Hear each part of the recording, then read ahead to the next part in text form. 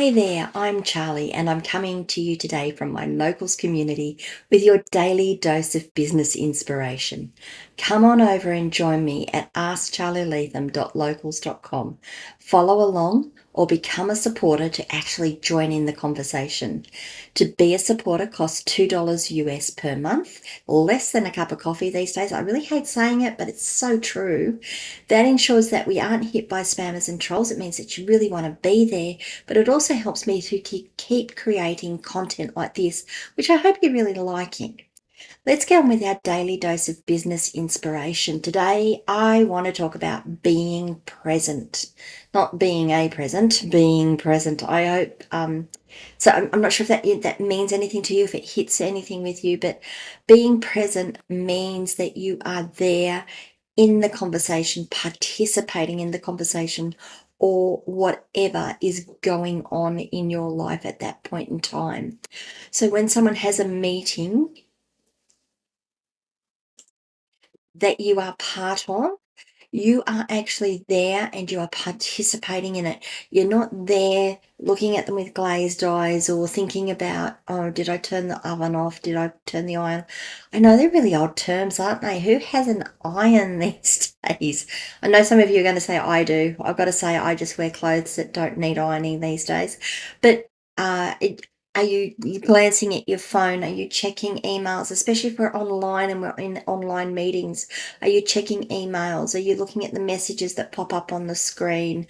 Are you thinking about that next project you've got to do? Or are you actually there focusing on the conversation and making the people in that meeting feel that you are part of that meeting or that part of that thing that you're doing? Are you present for them, or are you only just barely there? Now, it's really, really hard to do in today's internet world. There's so many things coming in. People, like, we all work, most of us work from home, or a lot of us work from home, or we work in open planned offices. So there's a lot of things going on around us, and it's really easy to have something come in and distract us. I'm not going to say that that's done deliberately. I'm not saying that you allow yourselves to be distracted deliberately, but we all fall into that habit. I know I do it occasionally. I'll just check my phone, or, oh, what was that message that came in? So here's some hints for how you can be present or reduce the number of distractions that you have while you're in a meeting like this. The first thing I do is I turn my phone to silent.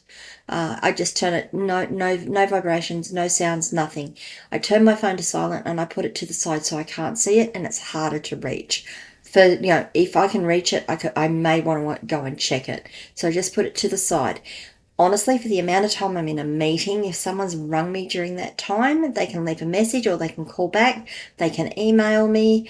I've got my system set up anyway so that my phone diverts so that it goes through to our phone system and my VAs answer it and they can take a message. And if they can't get to it, there's still a message bank there.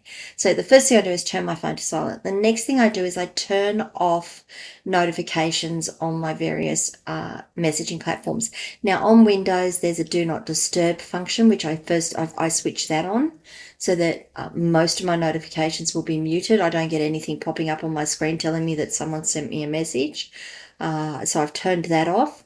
And on some of my platforms, I've actually set them to override that because that's how my team contacts me. But I still turn those. I actually go in then physically and I turn the notifications off on those temporarily. When I'm finished my meetings, I go back through, I take myself off Do Not Disturb, I turn on my notifications, I turn the sound on my phone. The amount of times I've forgotten to turn the sound on my phone and then come back and go, oh, look, I've missed all these calls today. Oops. So that's a reasonable way of being present. The other way, if you've got people around you, that's more difficult, I found. I found that having my headphones on, I know you can barely see them, but they're there. I found having my headphones on was generally a good indication to people that I was working. And that if I've got my headphones on, don't bother me. Please don't come and interrupt me unless it's really, really urgent. Maybe have signs that you can put up around your desk that says on a meeting, do not disturb on a meeting. Maybe that's a way to do it, especially if you're in an open plan office. I hated working in open plan offices. I really did. It's one of the hardest things I ever found to do in my life. But there you go. There's some hints and tips about being present. Are you being present? Do that double check when you're in a meeting, or before you go into a meeting. Make the intention that you're going to be there, you're going to be participating, you're actually going to be fully present. Trust me, when you get to the end of that meeting, if you've been present in the meeting, you should be exhausted. Okay, maybe you shouldn't. Maybe shouldn't isn't the right word, but I find that if I've been present and participating in a meeting, I actually found myself quite drained. Emotionally, it's kind of, because you're there and you're always part of it. Sorry, I'm not finishing sentences. I'm not even finishing words now. I just find that I find myself a little drained, and I need to just go and touch grass, for a better term. So let me know what you think about it. How are you present in meetings? Are you present in meetings? Can you catch yourself not being present in meetings and change that habit? Leave some comments below.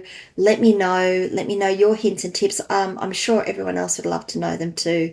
Until tomorrow, guys, I hope you enjoyed today's daily dose of business inspiration.